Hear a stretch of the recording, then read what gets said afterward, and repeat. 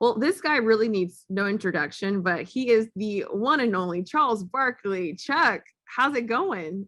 I am doing wonderful. I had the weekend off. Just got back from the gym. I'm sweating like hell, trying to get my fat ass in shape. Watched two interesting games yesterday. Because you have to watch the first game of a series to see what the game plan is.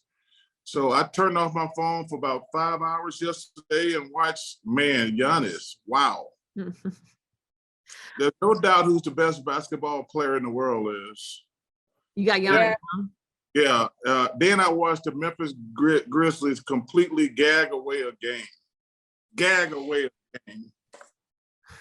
All right, let's talk about that, because they let one go, and you look at not being able to capitalize on a real chance to get a game one win. You're at home, you know what the Warriors bring to the table, but what were your biggest takeaways in watching the Grizzlies not be able to capitalize there down the stretch?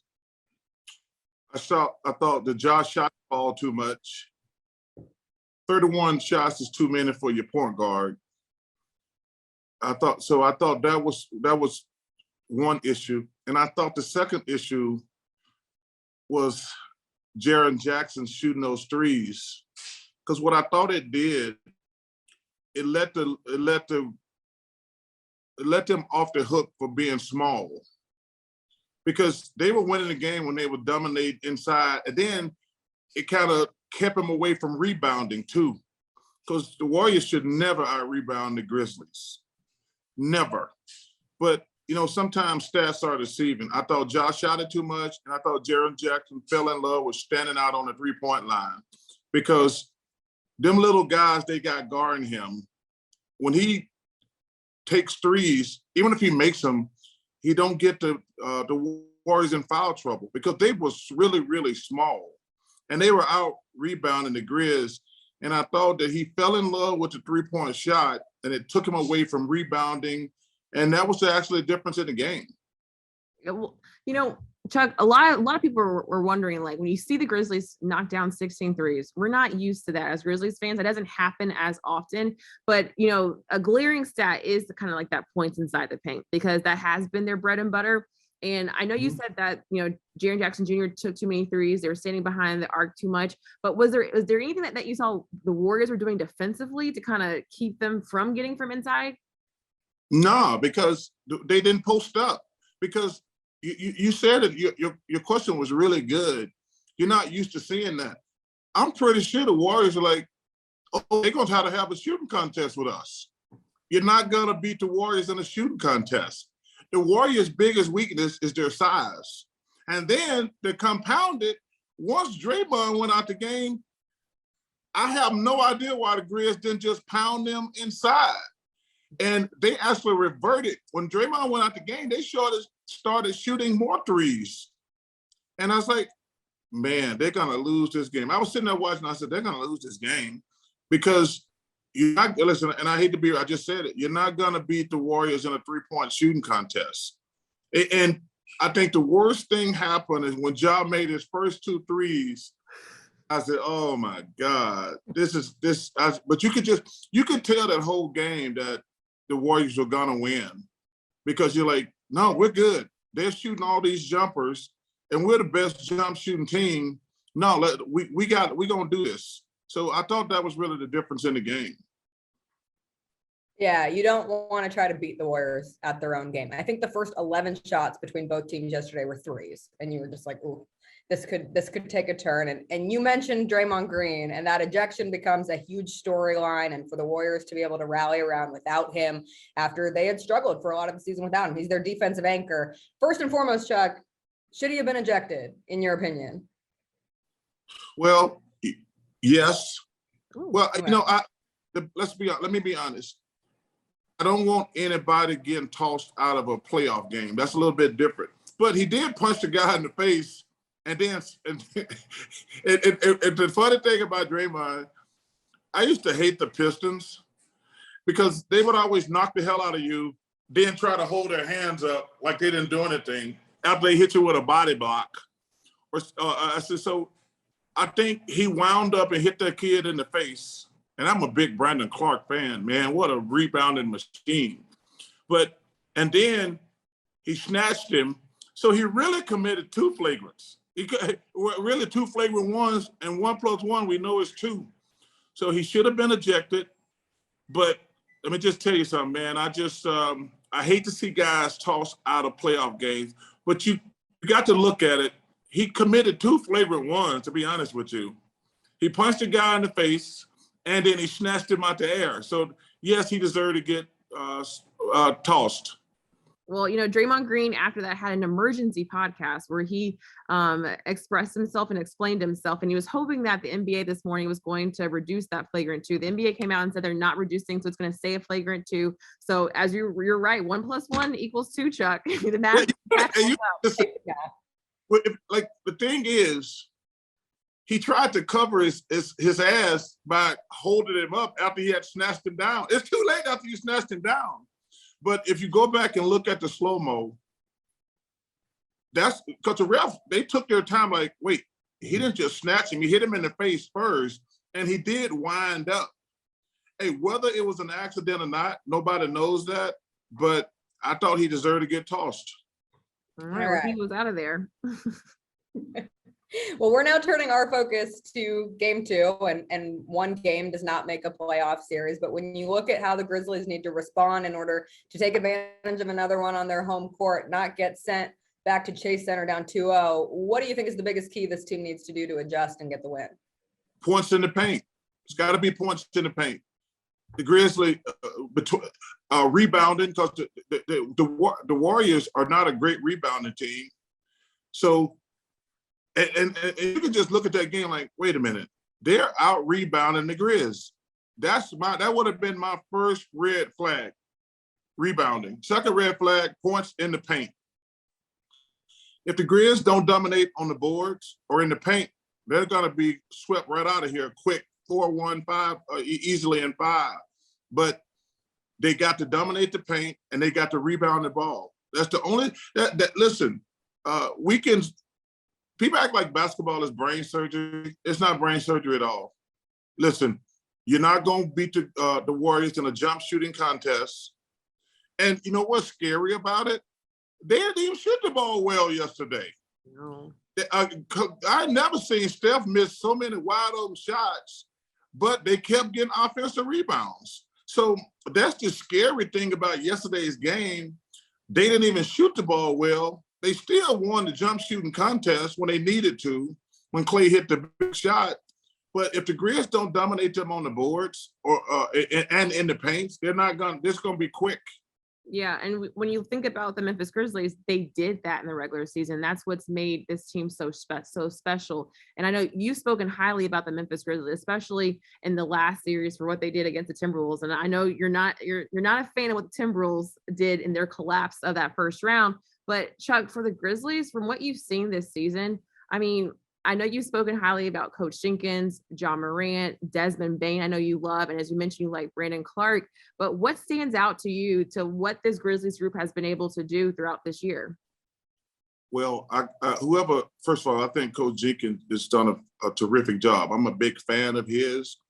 But whoever's drafted, I don't even know who their general manager is. Zach Kleiman.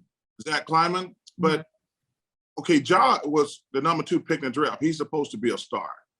But to go out and get Bane, Brandon Clark, that guy knows what he's doing. You know, I'm a big Dylan Brooks fan, but Bane and Clark, man, those 2 guys are terrific. So I love their depth. You know, I actually thought one of the big issues in yesterday's game was not getting Bane and Dylan Brooks going. And listen, Ja's a terrific player, but 31 shots. And I bet if I go back and look at free throws, he probably shot it another 5 to 7 times. Because they don't count a field goal attempt if you get fouled. So he probably shot the ball close to 40 times. That's way too many for one guy. I like to see him around 20, but I want to see Bane and Dylan Brooks get 15 touches also, because you got to make those guards, that 3-headed monster from Golden State, you got to make those 3 guys play defense. And let me tell you something. They both got in foul trouble early, but the Grizzlies didn't take advantage of it. Because I trust Bane and Brooks, and you got to make Poole and Clay and Steph play defense. You got to do that. And they didn't do that yesterday. Yeah, and when it comes to Ja Morant, Chuck, I know you had thoughts about him winning most improved player this year. He was in the MVP conversation, falls out, he gets injured, misses a good number of games this year as well. But to see the leap that Ja Morant has taken in this year 3, the highlights, his ability to see the court, the mental factor of it all, just how do you sum up what you've seen from Ja Morant and what you think his ceiling really is in this game? Well, a couple things. Number one, I had no problem with him winning most improved, but I'm trying to figure out how a guy can be the number 2 pick in the draft and rookie of the year. I just thought my idea of most improved is a nobody becoming somebody. And I don't mean no disrespect to like Winston Garland, and I forget who the other third guy was. Winston Garland and somebody Darius else. Garland. What now? Darius Garland. Yes. And so, but I had no problem with y'all winning, but I thought that should be somebody who was not thought of to be somebody first and foremost. But he's come a long way. I worry about him though. He's reckless with his body. You know, like yesterday, he's got to be careful taking those hard falls because floors don't give, body parts give. So he's got to stop just jumping out of control because he's so little. I'm hoping that at some point he's going to have to learn to shoot some floaters and things like that because, man, he's really reckless with his body. And I'll tell you a funny story, too. I told this story on the air. When Ja was coming to the NBA, we were in Cleveland, I think, because we only traveled for the conference finals. And me and Kenny are sitting on the set. Ernie's getting ready. Shaq's getting ready over on the side. And this little kid comes up and say, hey, Mr. Barkley, Mr. Smith, blah, blah, blah, blah, blah, blah. And I said, hey, nice to meet you, young fellow, blah, blah, blah, blah, blah, blah. And then I said, Kenny, who is that? He says, I don't know. And then somebody comes up. I said, hey, man, who's that little kid came up and say hello to me and Kenny? He said, that's Ja Morant. And I was like, that little dude's Ja Morant? And me and Kenny still joke about it to this day. We're like, I remember the first time that little dude came up, and I see where he's come in 3 years or more. It's incredible. But like I say, I worry about him being reckless with his body because, man, you don't want to see, he just got to realize, like, I don't need to jump like that every single time. And first of all, he needs to learn how to fall too. Because I was really worried when he fell in the game yesterday. When he's falling, he's got to learn to relax, get his arms in the air. Because the one thing I tell all these guys, you got to learn how to fall. The number one thing you don't do is try to catch yourself with your hands because you're going to break a hand, you're going to break a wrist, you're going to break some fingers. Always pick, the first thing I learned to do is get my arms in the air because falling on your ass or your back or your shoulders, they can take it. You got to be really careful if you try to catch yourself with your hands and your wrist. So it's a terrific a player if I think he is. He's got to stop being reckless because, man, your body is not made to fall hard as he be falling sometime. And he's so valuable. That's the thing about Ja Morant, because you like when you see someone of such great value, you're just like you don't want anything to break or crack anything. I know if Ja was listening, he would tell you, hey, Charles, I played on concrete. And he tells that story of his dad building a basketball court behind his house growing up when they played on concrete. He's done a lot of falling, but he's also the same guy who will say every single season, that's what I'm working at is to like learn from the greats like yourself and also to constantly improve my game. And that's what's so amazing to see from like him saying hi to you and you're like, who's that little kid from being rookie of the year to NBA All-Star, as a starter to now most improved player, where our expectations are just so high because Ja's done so much and we still expect him to even do even more. Yeah. So his future is, we're going to have to wait and see, but it's been fun to watch. I don't know him, obviously, but he seems like a great kid. So we want our stars to be healthy and out there. So the number one thing I want him to do is like, yo, man, you got to stop taking chances. We need you. Your team needs you. Same thing with Zion. Like, yo, man, you got to get yourself in shape. When I remember my rookie year, I wasn't getting to play, and I asked Moses, could I come to his condo? And I said, Big Mo, why am I not getting to play? And he said, you're fat and you're lazy. I'm like, what? He said, you're fat and you're lazy. And then I went back downstairs and started crying because he broke my heart. But then he called, he said, hey, you need to lose some weight. You can't play in the NBA. Because I was about 300 pounds, basically. Because I played about 295 in college, but I was having success. But college success ain't pro success, just like pro shape. College shape ain't pro shape. And he said, let's lose 10 pounds. He gave me the 290 to 280. And then I'm starting to have a lot of success. He gave me the 270, 260, he gave me the 250. And the thing was, I didn't think I could lose 50 pounds, but I did. And the rest is history. And I actually got to 240, but I just didn't have any strength and energy. So he said, hey, 250 is your playing weight. But this is a guy, Moses, who I call dad, took the time to tell me like, yo, I'm gonna work with you before practice. I'm gonna work with you after practice. And I turned into a great, great player.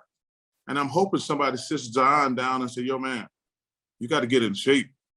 The problem is these young stars have so much power nowadays, because people worry about guys leaving and things like that. I want to know who in New Orleans is going to tell Zion, he's like, yo, man, you need to get your big butt in shape. I don't know if the coach got the power.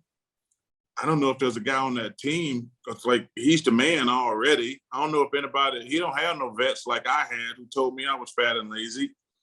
And so I worry about him because, you at some point, if you keep missing games, and the problem he's starting to have tire issues, as I call it. Your car's not going to run when it's flat tires. When you start having issues with your legs and your feet, that's a really dangerous sign because you're going to put so much pressure on those ankles and feet and knees. And the thing is, he's never been healthy. He was hurt in college, he was hurt in high school, and I've been hurt every year in the NBA. So I'm starting to worry. So that's my advice to Jolly. Yo, man, you got to be careful flying in there, like, because these guys, they're not even trying to hurt you. They're trying to block your shot. And let me tell you something. Another thing, these dudes don't want you to dunk it on them. So they're going for your head. Because nobody want to be dunked on and hear da-da-da, da-da-da. So he has to really be careful for one of these dudes put him in a spin cycle. Yeah, no one wants to be the next John Morant poster. Just ask Malik Beasley how that felt the last time around. But Charles, he has to really be careful with that. He does. You said it yourself. The rest was history when it came to your career. My mother would kill me if I was talking to you and did not say you were her favorite player of all time. My mom, Sharon, loves you. But someone else who is your biggest fan is Elliot Perry right here in Memphis. He's a huge part of this organization. We had him on the show a couple weeks ago. I do the radio broadcast with him, and it's awesome to hear all of his stories about the two of you in Phoenix together. Do you have any great Elliot Perry story that you can share? Number one, tell your mom thanks for the love. I appreciate it. Always. Elliot Perry is probably one of my favorite teammates, if not the favorite. I had a Derek Smith, rest in peace, in Philly, and Rick Mahorn and Mike Jaminski. In Phoenix, he was head and shoulders my favorite teammate. There's no great Elliot Perry stories because he is the best dude just to be around. There's no shenanigans. I all the crazy stuff I was doing on my own, but he's somebody I admire and respect. And every time I see him, I just got to hug him because, man, you talk about just a great person. And the thing I admire about him the most, there's no NBA player that got the most out of their talent. We have a lot of guys in the NBA who waste their talents, never reach their full potential. But Elliot Perry made himself an NBA player with just will and hard work. And man, he's just a good dude. That's all I can say about that dude. Elliot shared the same sentiments on the show. He said that he wouldn't have had the career if it wasn't for you and for what you fed into him. So, I mean, this brotherly love, I'm all here for it.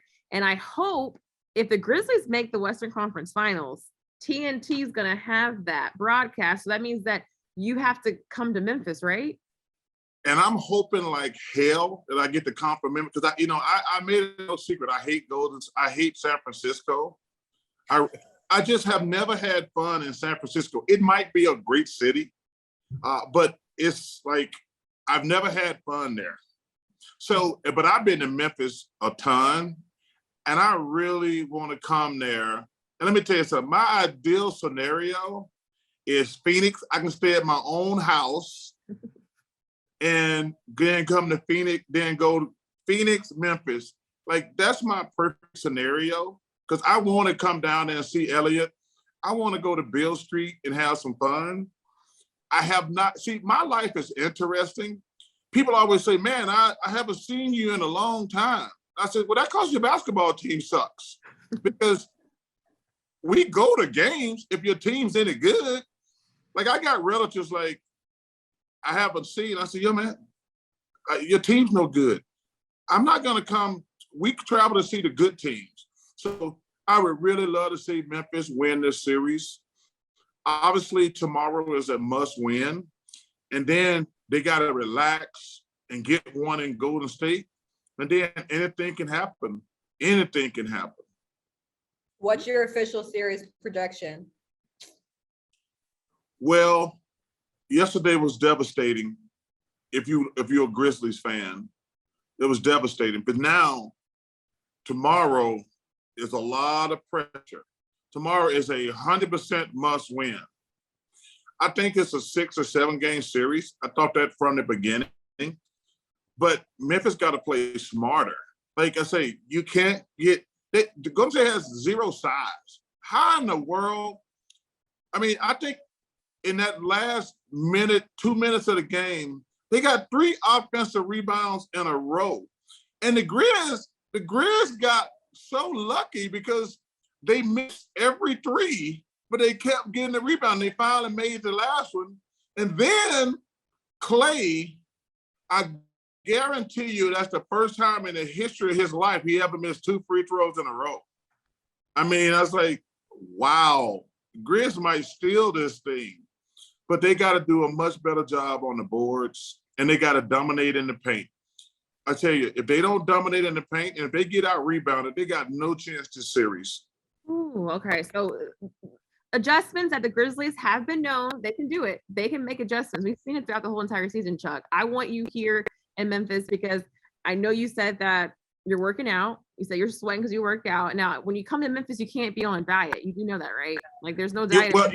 Well, I'm down 52 pounds. So the thing is, so I started 5 months ago fasting. So I only eat 1 meal a day.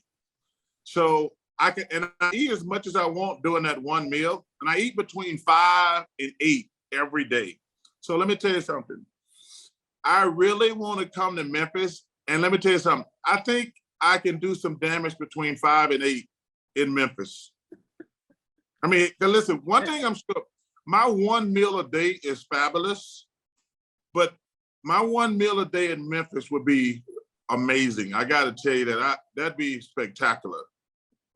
I think no city challenges a fast quite like Memphis. And even whatever you eat within that 3-hour window, I'm sorry, it might take the 52 pounds back to like 48. You might have a little. Let me tell you something. This thing has been crazy. So I gained 92 pounds when I got new hips. So I've been a fat ass for like the last 2.5 years since I got my hips. And I got on the scale. My doctor said, yo, man, you've gained 92 pounds. You need to get, he said something to me. He says, you see a lot of fat young people. You don't see no fat old people. He says, time for you to get in shape. So I started fasting about 4 months ago. And like I say, I eat whatever I want to, which is crazy, but your body burns it up so fast because it's going to get that nutrient from somewhere. So I can eat as much as I want to. The thing that's crazy, I was really starving like the first 10 days. And then after that, I was eating really, really big meals that one time a day. But now I eat normal sized meals because my stomach is shrinking, and things are getting so good. I'm not quite getting to the point where I can walk around the house naked. I was so fat, I had to put a towel on all the time. Because, when you can't walk around your house naked, you're really fat.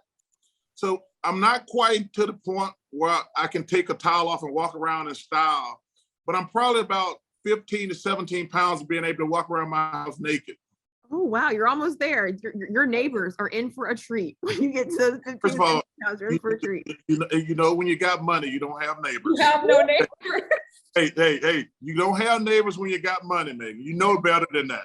Because I don't want people coming over talking about, can I borrow some sugar and stuff like that. I want peace and quiet at my house. I don't have neighbors. The only way they can see in my house, they got binoculars. Just for the record. I got you. My apologies. I'm so sorry. I got that wrong. I should have known. Yeah. Now, really quickly, because I remember eating dinner with you and I knew about the 5 to 8 thing, but when you're in studio, especially like you guys were last week when there was so many games and you guys talked about it on air about how y'all been there all day, all night in your dressing room from 5 to 8. Like, what are they bringing you to eat, and what's that like? Because I know Shaq is eating one thing. I know Kenny's very, very healthy and drinking his smoothies, but I mean, that a struggle? No, not really, because we have a list of, I don't even know how long the list is. We probably got a list of 30, 40, 50 restaurants, and we all like Ernie too. Like one night I'll order Chinese, one night I'll order tacos. I never get a steak at work because I think you have to be at a restaurant to get a steak. There's a couple soul food places, Mary Mac's, that I go to. So and I'm pretty consistent. Like I'm gonna get Mary Mac's. There's another soul food place called the Peach Cobbler. There's a place called 10. There's a place called Bar Taco, and there's a couple Chinese restaurants that I order from that I love. But I probably get the same thing probably 3 days in a row because I'm a creature of habit. But like I say, we all order something different. We vary something. Kenna's a vegetarian, which is not even a thing. I don't even trust people who don't eat meat because I just think that's stupid. If you can't eat meat, it's just something wrong with you. But we got a great list of restaurants, but it's all over the place. That meat mentality, you're going to be a big fan of Memphis. Everyone will love that. You'll come, we'll get some barbecue, have you here for the Western Conference Finals. We'll speak it into existence.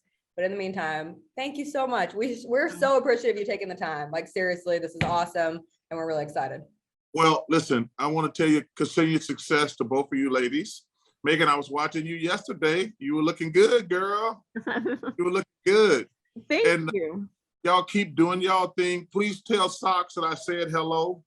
And Meghan, don't forget to send me your address. I got to send you. Is it vodka or gin? That was, let's talk about it. It was gin. Remember, I said, I told him that I need to drink more gin. I got a vodka and gin. Shout out to Redmont Vulcan and Gin. Okay. It's a distillery I bought in Alabama like 3 or 4 years ago. So I'm going to send you some Vulcan gin. I'm going to send you some Redmont vodka too. So send me your address. Okay. Okay. We got you. Y'all send me y'all address. I'll send y'all some vodka and some gin. Perfect. Chuck, We'll see you in Memphis in a couple of weeks. I'm putting out there. Grizzlies, you put the game plan out there for us. We're going to make those adjustments, Chuck. And I'm going to call you and I'm going to say, you see, those Memphis Grizzlies, they did it. I'll see y'all tomorrow night. I hope you're right.